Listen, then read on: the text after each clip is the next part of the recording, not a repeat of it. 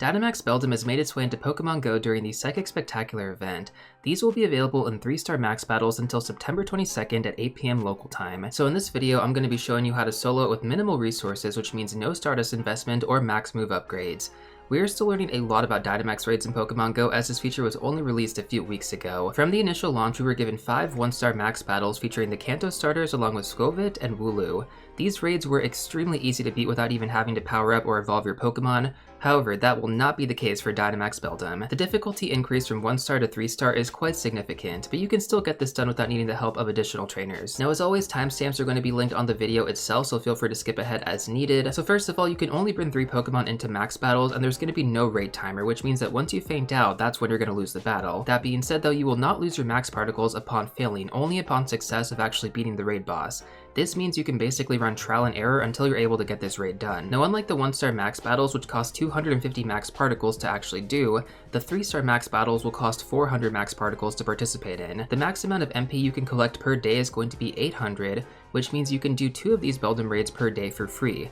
Now you can hold on to 1000 MP at once, so you could potentially do 4 to 5 depending on how you actually play things out. For example, I went into this launch with 1150 MP over 1000 MP stocked up, and you might be wondering how I actually did that.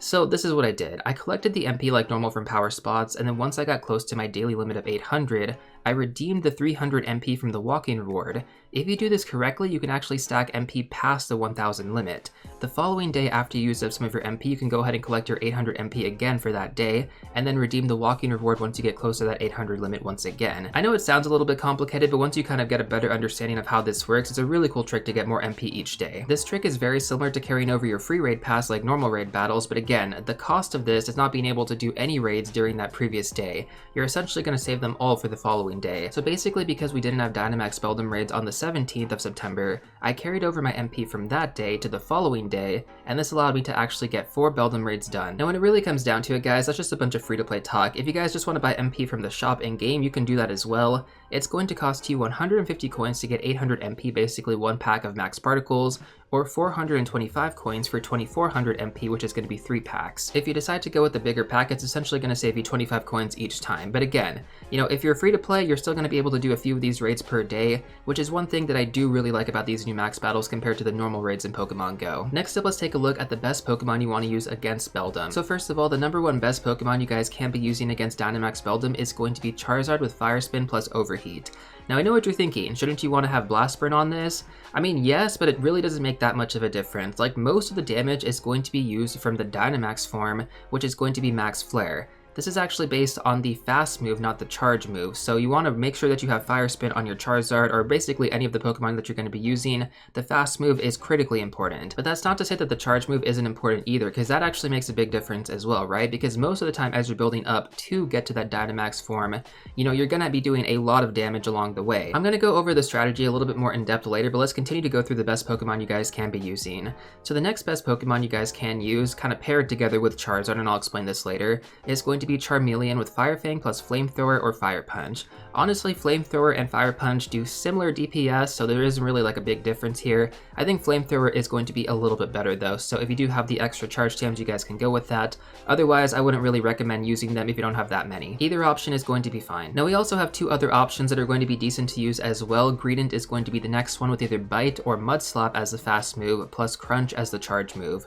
And then we're also going to have Blastoise available with Bite plus Hydro Cannon or Hydro Pump. To be completely honest with you though, Blastoise isn't going to be that good of a Pokemon to use against Dynamax Beldum because, you know, regardless of it having Bite and that doing super effective damage, Hydro Pump being a water type move isn't going to hit it that hard. And Dynamax Beldum is a very tanky Pokemon. You want to make sure that you're doing super effective damage even with your charge moves. So basically when it really comes down to it, either Charizard, Greedent, or Charmeleon. Next up, let's talk about max moves, right? So you have Max Attack, Max Guard, and Max Spirit. So for Max Guard and Max Spirit, you have to spend MP to unlock these moves. And then you can also upgrade these moves as well all the way up to level 3. Now, I would not recommend giving your Pokemon Max Guard or Max Spirit at this current time.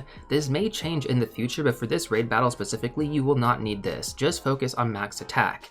And the second question that I'm probably going to get asked is, do you need to upgrade Max Attack? So upgrading these max moves once again will require MP, but for this raid boss alone, you will not need to do this. This may change in the future when we get more difficult raid bosses like Gigantamax Pokemon, but as of right now, guys, you can just stick with the max level 1 for max attack. That is perfectly fine. I feel like I need to repeat myself when I say this, but do not upgrade max attack. It is not necessary. Now for my setup for the Dynamax Beldum raids, I went with 3 Charizard initially, all at level 20. This is going to be the same level that you guys catch them at when they're Charmander from max battles, which means that I did not power up any of them. I also did not upgrade their max moves. I simply just made sure that they had the right movesets, and that was pretty much it. As I mentioned earlier, guys, you can use any combination of the 3 Pokemon I recommended. They do not all need to be Charizard, however, I did find this to be the easiest solution. One other combination that I actually tested was 1 Charizard plus 2 Charmeleon.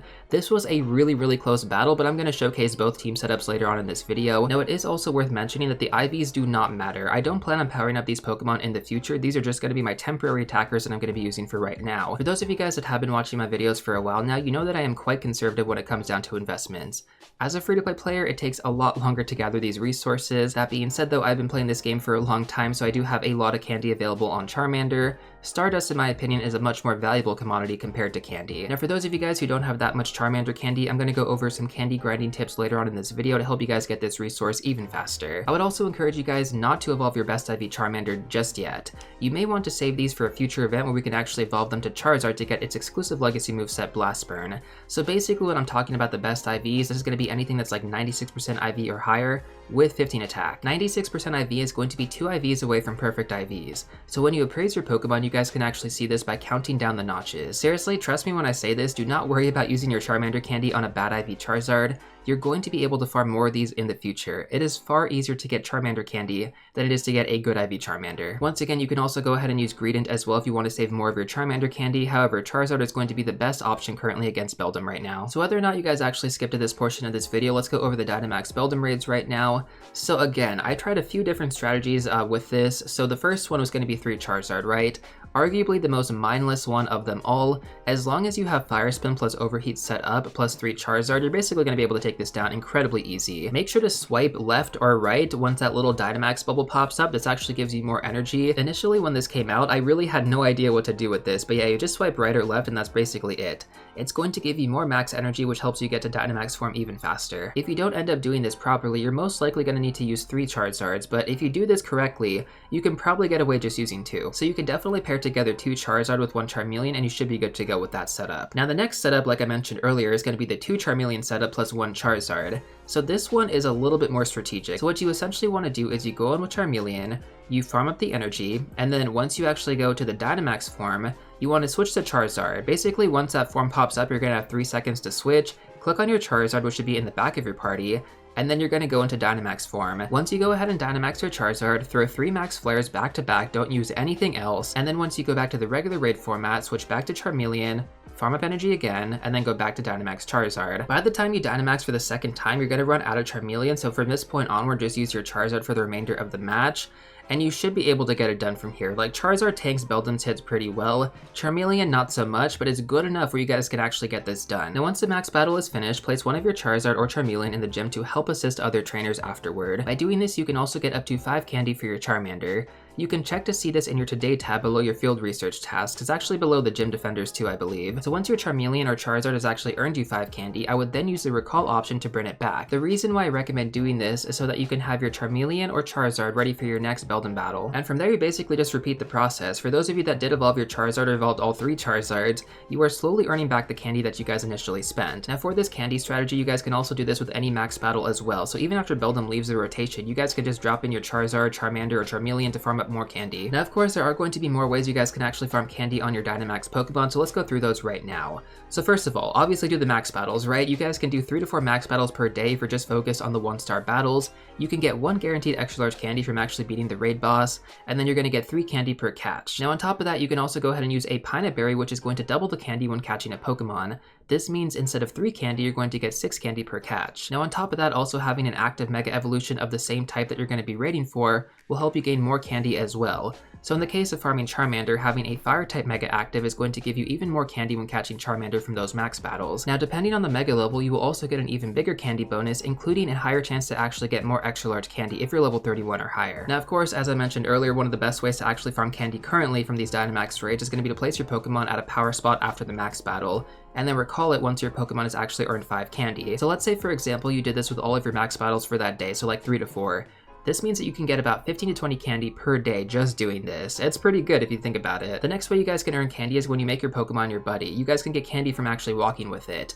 In the case of Charmander, for example, it's going to be a 3-kilometer walking buddy, which means you guys are going to get 1 candy per every 3-kilometer walked. This is definitely going to be a slower process, but a much more passive one. Now finally, the last way to earn candy is going to be to mirror trade your Pokemon. By doing this, you're going to get 1 candy minimum on the Pokemon you're going to be trading. And then after that, you can actually transfer away your Pokemon to get 1 more candy. Now currently, due to the seasonal bonuses, we're actually getting 2 candy minimum for trading Pokemon right now. So this is also increased based on distance. So for 0 to 10 kilometers, you're going to get 1 candy, 2 with the seasonal bonus. For 10 kilometers to 100 kilometers, you're going to get 2 candy, 3 candy with the seasonal bonus. And then finally, for anything that's going to be 100 kilometers or more per distance trade, you're going to get 3 candy, 4 candy with the seasonal bonus. So by doing these mirror trades, you guys also have a chance of getting your Pokemon in lucky form, which means they're going to cost half the stardust to actually power them up. This is going to be a really good budget strategy to actually get more powerful Pokemon, and the IV floor is going to be 12, 12, 12, which means you guys are guaranteed to get good IVs. So make sure to hold on to all of your extra Dynamax Pokemon, do not transfer them. Instead, mirror trade them with a friend for more candy and the chance at a potential lucky version. So for those of you guys that are worried about actually not having enough Charmander candy or just any candy in general, use these tips to help yourself farm more candy in game, and trust me when I say this, you're going to build up this resource so much faster. So finally, in conclusion, I really like that Niantic is actually giving us more raid challenges in Pokemon Go. Like opposed to typical raid battles where you basically just tap non-stop, this requires a little bit more strategy. I've actually read quite a few comments online about people struggling to solo this raid boss, so I would love to hear about your own experiences in the comment section down below. Let me know what you guys actually use to take them down, if you went with my strategy or a different one, and if you guys have any additional tips you want to recommend, I would love to hear about those as well. Anyways, if you're still looking for some more content, I'm going to recommend checking out these 2 videos right here, but before you go, don't forget to smash that like button, subscribe, and I'll see you all real soon in the next one.